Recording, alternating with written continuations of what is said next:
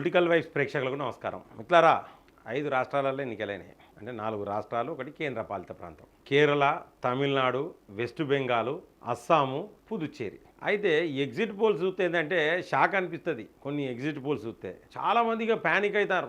వాస్తవానికి ఇవాళ వచ్చిన రిజల్ట్స్ వేరే, అంచనాలు తారుమారైనాయి. దేశమే షాక్ అయ్యే పరిస్థితి, నరేంద్ర మోడీ కూడా షాక్ అయ్యే పరిస్థితి.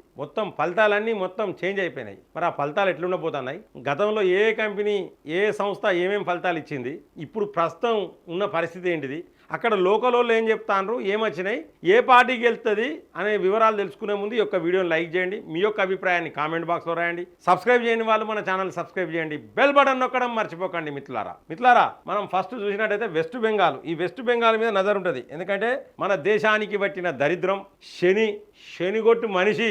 అసలు ఈ దేశం అంటే ఇష్టం ఉండదు ఆమెకు. ఈ దేశాన్ని ముక్క చేయాలి, ఆ ముక్క బంగ్లాదేశానికి ఇవ్వాలి అనుకునే వ్యక్తి, ఒక అష్టదరిద్ర వ్యక్తి ఉన్నది, పాలిస్తూ ఉన్నది. ఆమె మహిళ అని చెప్పుకోవడానికి నాకైతే బాధ అనిపిస్తుంది. ఆమెను మహిళ అని చెప్పుకోవడానికి కూడా. ఇంకా ఆమెను ఆదర్శంగా తీసుకోమని మన దగ్గర ఉన్న కల్వకుంట్ల కవిత చెప్తుంది. ఇది చాలా బాధపడే విషయం. ఆడ కొన్ని లక్షల మందిని బంగ్లాదేశ్లో నిలగొట్టిరు అక్కంచెల్లి. దానికి చాలా బాధ అనిపించింది ఆమెకు. మమతా బెనర్జీకి చాలా బాధ అనిపించింది. ఎట్లా గెలుతాను చాలా రీసెర్చ్ చేసిర్రు. ఇక అక్కడ అయిపోయింది. నెక్స్ట్ దుకాణం తెలంగాణలోనే ఉంటుంది. ఇక తెలంగాణలో కూడా ఏరివేత స్టార్ట్ అవుతుంది. మొదలు పెడతారు ఓల్డ్ సిటీ కాంచెల్లి మొదలు పెడితే అటు బైన్సా వరకు, ఇటు ఖమ్మం వరకు మొత్తం అంతా జల్లెడ పట్టే కార్యక్రమం ముందే ఉన్నది. అయితే మిత్రులారా, ఇక కొన్ని ఎగ్జిట్ పోల్స్ ఏంటంటే మమతా బెనర్జీకి వెళ్తుందని కొన్ని ఎగ్జిట్ పోల్స్. ఇవాళ మమతా బెనర్జీ ఏమిచ్చిందంటే ఎగ్జిట్ పోల్స్ బీజేపీకి అనుకూలంగా వస్తున్నాయి, మన పార్టీ కార్యకర్తలు అందరూ అక్కడ చుట్టుపక్కల ఉండాలి, అంటే అల్లర్లు చేయాలి, రాళ్ళు వేయాలి, ఆ గొడవలు సృష్టించాలి మనం ఓడిపోతాయని చెప్పేసి పిలుపునిచ్చినట్టుగానే అనిపిస్తూ ఉన్నది. సో మరి మనకు ఫస్ట్ వచ్చిన ఎగ్జిట్ పోల్స్ ఏంటంటే వెస్ట్ బెంగాల్లో పీపుల్స్ పల్స్ సర్వే 95 నుండి 110 స్థానాలు. అంటే వెస్ట్ బెంగాల్లో మొత్తం 294 స్థానాలు ఉంటే 148 స్థానాలు ఎవరు గెలిస్తే వాళ్ళు ముఖ్యమంత్రి, అంటే మెజార్టీ మార్క్. లాస్ట్ ఇయర్ అంటే లాస్ట్ టెన్యూర్లో, అంటే లాస్ట్ ప్రభుత్వం ఏర్పాటు చేయడానికి మనకు బీజేపీకి 65 వచ్చినాయి. మిత్రులారా, బీజేపీకి 65 వచ్చినాయి. 221 స్థానాలు తృణమూల్ కాంగ్రెస్, మమతా బెనర్జీ 221 కొట్టింది. ఇవాళ గజగజం అనుకుతుంది. మరి 5 సంవత్సరాలలో ఏం జరిగింది, బీజేపీ ఏం చేసింది అనేది కూడా మనం మాట్లాడుకోవాలి. సో 65 స్థానాలు ఉన్న బీజేపీ ఇలా ఇక్కడ పీపుల్స్ పల్స్ ఏమిచ్చిందంటే 95 నుండి 110 స్థానాలను ఇచ్చింది. 65 స్థానాలు ఉన్న బీజేపీకి 150 నుండి 170 స్థానాలని పీ మార్క్ సర్వే ఇచ్చింది. జేబీసీ సర్వే 138 నుండి 159, మ్యాట్రేజ్ సర్వే 146 నుండి 161 ఇచ్చింది. అంటే ఇక్కడ చూడండి, 148 అంటే పీ మార్కులా గెలుస్తుందని ఇచ్చిండ్రు ఒకటి. నెక్స్ట్ జేబీసీ సర్వే గెలుస్తుందని ఇచ్చిండ్రు. ఇక పోతే నెక్స్ట్ మ్యాట్రేజ్ సర్వే గెలుతుందని ఇచ్చారు. పీపుల్స్ పల్స్ సర్వే మాత్రం గెలవదని ఇచ్చారు. ఇవి 3. ఇవే కాదు, ఇంకా 10ల కొద్ది సర్వే సంస్థలు సర్వే చేసిన దాంట్లో తృణమూల్ కాంగ్రెస్ గెలుతుందని ఇచ్చారు. మరి అసలేం జరిగిందంటే మిత్రులారా, 192 స్థానాలు గెలుతుందని today's Chanakya survey clear exit polls మొత్తం పూర్తి స్థాయిలో విశ్లేషణ చేసింది. అలా పేపర్లు వచ్చింది. మిత్రులారా, ఒక్కసారి చూడండి మీరు, 192 స్థానాలు. అంచనాలు తహర్మారైనాయి. నరేంద్ర మోడీ కూడా ఏమనుకుంటాడంటే 148 స్థానాలు గెలవాలి కదా, మనం 150 160 గెలుస్తాం అనుకుంటాడు నరేంద్ర మోడీ. కాబట్టి నేను చెప్తా ఉన్నా, షాక్ అయ్యేది నరేంద్ర మోడీ, షాక్ అయ్యేది బీజేపీ కార్యకర్తలే, షాక్ అయ్యేది కాషాయ దండే. దేశం కోసం, ధర్మం కోసం ఇవాళ ప్రజలందరిలో చైతన్యం వచ్చింది. 190కి పైగా స్థానాలు వెస్ట్ బెంగాల్లో Bharatiya Janata party గెలవబోతోంది. Next target తెలంగాణనే, గుర్తుపెట్టుకోండి. ఒక్కసారి బీజేపీ రంగంలో దిగితే కాషాయ దళపతి నరేంద్ర మోడీ, విశ్వగురు నరేంద్ర మోడీ తెలంగాణలో దిగితే ఎట్లుంటుంది అనేది మీరు చూస్తారు. మిత్రులారా, 4వ తారీఖు నాడు రిజల్ట్ చూడండి. ఎందుకంటే ఈరోజు చాలా పెద్ద ఎత్తున విశ్లేషణ వచ్చింది వార్తలల్లో. 294 స్థానాల్లో బీజేపీ 192 స్థానాలు, 100 స్థానాలు మాత్రమే చాణక్య సర్వే. ఇదే పేపర్లో క్లియర్ వచ్చింది. ఆమె కార్యకర్తలకు చెప్పింది. ఎందుకంటే ఓడిపోతామని ఓటమి భయం పట్టుకున్నది మమతా బేగంకు. గజగజ వణుకుతాంది, పిచ్చి పిచ్చిగా నడుతుంది. ఒక వీడియో చూసిన మిత్రులారా, మైక్ పట్టుకొని అటు ఇటు రంగుల రాట్నం తిరుగుతుంది అవ్వతల్లి. ఇక ఈ అవ్వతల్లిని ఆదర్శంగా తీసుకుంటే దేశం సర్వనాశనం అవుతుంది. ఈ ఆదర్శంగా తీసుకోమన్నోళ్ళకే వదిలేద్దాం, ఇది వాళ్ళ విజ్ఞతకే. ఇది పశ్చిమ బెంగాల్ పరిస్థితి ఇట్లున్నది. పశ్చిమ బెంగాల్లో 100కు 100% భారతీయ జనతా పార్టీ గెలవబోతా ఉన్నది. మిత్రులారా, సంబరాలు చేసుకునేందుకు తెలంగాణలో కూడా కార్యకర్తలు అందరూ రెడీగా ఉండండి. పశ్చిమ బెంగాల్ చాలా ఇంపార్టెంట్ మనకు.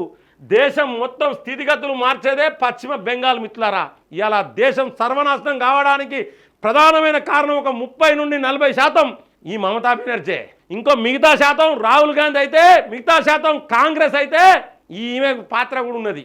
అటు డిఎంకేని పాత్ర, ఇటు తృణమూల్ కాంగ్రెస్, ఈ మూలకు ఆ మూలకు ఇద్దరు దరిద్రులు. ఈ దరిద్రులు చేయడం ఏంటంటే దేశం సర్వనాశనం అయిపోతుంది. దేశాన్ని కాపాడుకోవాలి మనం. ఈ సర్వే చాలా ఇంపార్టెంట్. నేను చెప్పే సర్వే తప్పు కాదు మిత్రులారా, పేపర్ల ప్రకారమే. ఇక పోతే నేను వెస్ట్ బెంగాల్లో నా మిత్రులకు కాల్ చేసి చాలామంది నా మిత్రులు ఉన్నారు, మన తెలుగు వాళ్ళు నా ఫాలోవర్స్ చాలామంది ఉన్నారు. వాళ్ళకి ఫోన్ చేస్తే క్లియర్ కట్గా చెప్పిర్రు, నరేంద్ర మోడీ గారు ఇక్కడ ప్రభుత్వాన్ని ఏర్పాటు చేస్తానని చెప్తారు. అక్కడ చెప్పేది నరేంద్ర మోడీ గారే, భారతీయ జనతా పార్టీ. మంచి రోజులు రాబోతున్నాయి వెస్ట్ బెంగాల్కు.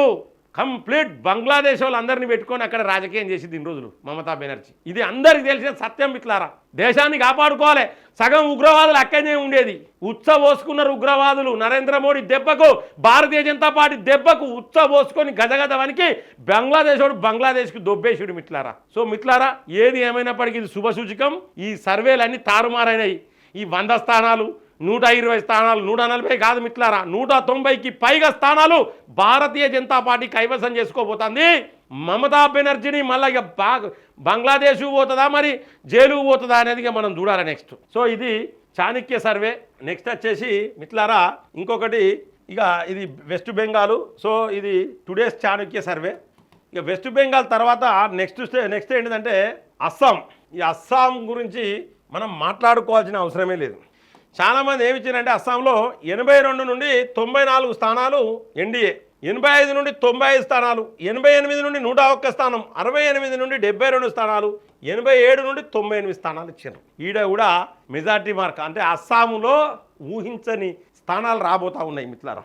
ఒక్కసారి మనం చూడాలి, ఎందుకంటే క్లియర్గా మరి ఇవాళ పేపర్లో ఏమొచ్చింది, ఇవాళ టుడేస్ చాణక్య సర్వేలో మరి అస్సాం గురించి ఏమొచ్చింది అనేది కూడా మనం తెలుసుకోవాలి మిత్రులారా. సో ఇక్కడ అస్సాంలో 120 సీట్లలో బీజేపీకి 102 సీట్లు, అంటే ఎక్స్పెక్ట్ చేయని సీట్లు మిత్రులారా. ఇక్కడ చూడండి, కాంగ్రెస్కి 23. కాంగ్రెస్ పని కథం. ఈ 5 రాష్ట్రాల ఎన్నికల దెబ్బకు రాహుల్ గాంధీ తలబట్టుకునే పరిస్థితి. వాస్తవానికి నరేంద్ర మోడీకే షాక్ అవుతుంది, హేమంత్ విశ్వశర్మకే షాక్ అవుతుంది, బీజేపీ వాళ్ళకే షాక్ అవుతుంది. అన్ని స్థానాలు మిత్రులారా. ప్రజలల్లా ఎట్లున్నది, అస్సాం ప్రజలల్లా మనసులల్లా ఎట్టి పరిస్థితుల్లో బీజేపీ, పశ్చిమ బెంగాల్ ప్రజలు కూడా ఎట్టి పరిస్థితుల్లో బీజేపీ, నరేంద్ర మోడీ ప్రధానమంత్రి ఉండాలి, బీజేపీనే గెలిపించాలనే ఉద్దేశంతో చూడండి మిత్రులారా 102 స్థానాలల్లా బీజేపీకి ఇచ్చిండ్రు. ఇది అస్సాం స్టోరీ. ఇక పోతే తమిళనాడు గురించి మాట్లాడుకోవాలి మిత్రులారా. తమిళనాడు గురించి మాట్లాడుకోవాలంటే ఇక్కడ తమిళనాడులో ఇక్కడ ఎన్డీఏకు 22 నుండి 32 స్థానాలు ఇచ్చిండ్రు.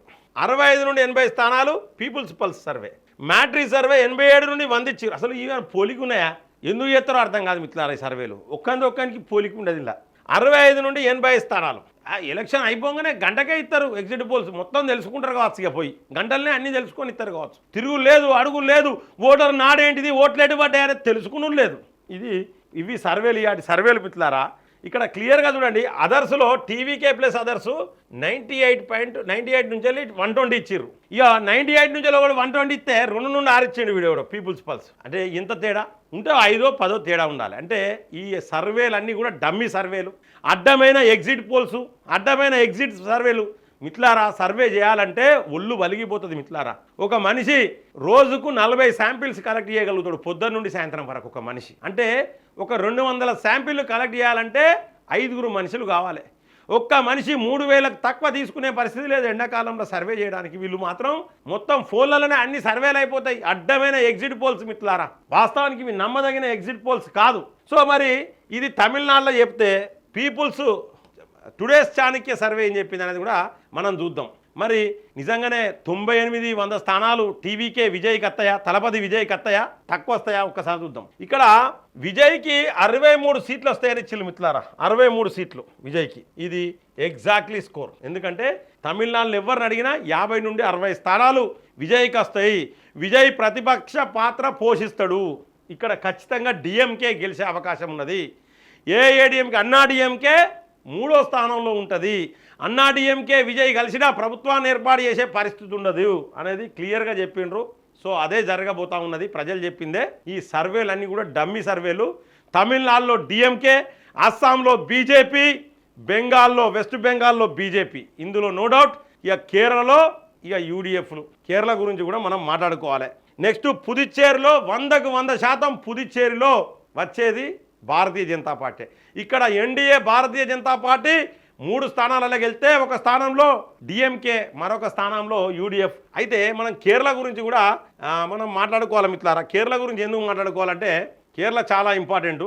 ఇక్కడ యూడిఎఫ్ 75 నుండి 85, ఎల్డిఎఫ్ 55 నుండి 65.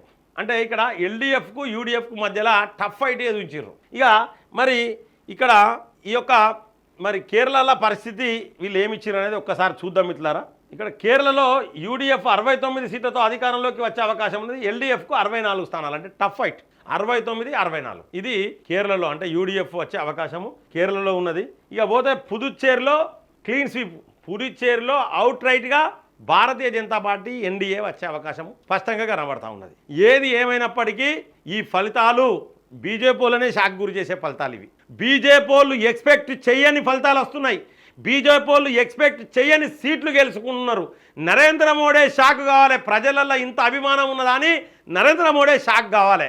ఈ దరిద్రపు గొట్టోళ్ళు, ఈ శని గొట్టోళ్ళు, ఈ దేశం పట్టిన దరిద్రాలు, ఈ శనిగ్రహాలు వీళ్ళందరూ నరేంద్ర మోడీ పోవాలని మొక్కితే ఇవాళ నరేంద్ర మోడీ రావాలని ఓట్లతో కొట్టే పరిస్థితి కనబడతా ఉన్నది. ఫలితాలు తారుమారైనాయి. బిగ్ ట్విస్ట్ అని కూడా చెప్పుకోవచ్చు మిత్రులారా. ఇందులో నో డౌట్ ఫలితాలు ఎగ్జిట్ పోల్స్ ఇచ్చినాయని రాంగు తారుమారైనాయి. అసలు ఎగ్జిట్ పోల్స్ నిన్న రిలీజ్ అయినాయి మిత్రులారా. నిన్న సాయంత్రం రిలీజ్ అయినాయి. ఆ ఎగ్జిట్ పోల్స్ ఇలా పేపర్లో వచ్చింది కూడా అదే, ప్రజల నాడి కూడా అదే. వెస్ట్ బెంగాల్లో బీజేపీ, అందులో నో డౌట్. తమిళనాడులో డిఎంకే, అందులో నో డౌట్. ప్రతిపక్షంలో హీరో విజయ్ ఉంటాడు, అందులో నో డౌట్. 3వ స్థానంలో అన్నా డిఎంకే ఉంటుంది, అందులో నో డౌట్. కేరళలో యూడిఎఫ్ వస్తుంది, అందులో no doubt. పుదుచ్చేరిలో Bharatiya Janata party జెండా ఎగరేస్తుంది. అస్సాంలో భారతీయ జనతా పార్టీ గెలుస్తుంది, ఇందులో నో డౌట్. ఎక్స్పెక్ట్ చేయని స్థానాలు వస్తాయి. గతంలో ఉన్న కంటే ఎక్కువ స్థానాలు వస్తాయి. మమతా బెనర్జీ జైలుకు పోడు ఖాయం. మనకు ఆ దరిద్రం పోతుంది. 5 సంవత్సరాలకు ఒక దరిద్రాన్ని తీసిపడేయాలి. నెక్స్ట్ వచ్చే ఎన్నికలలో రాహుల్ గాంధీని బీకేయాలి. దరిద్రం పోతుంది. ఇక మనకు దరిద్రం పోతుంది. మన దేశానికి మంచి రోజులు వస్తాయి.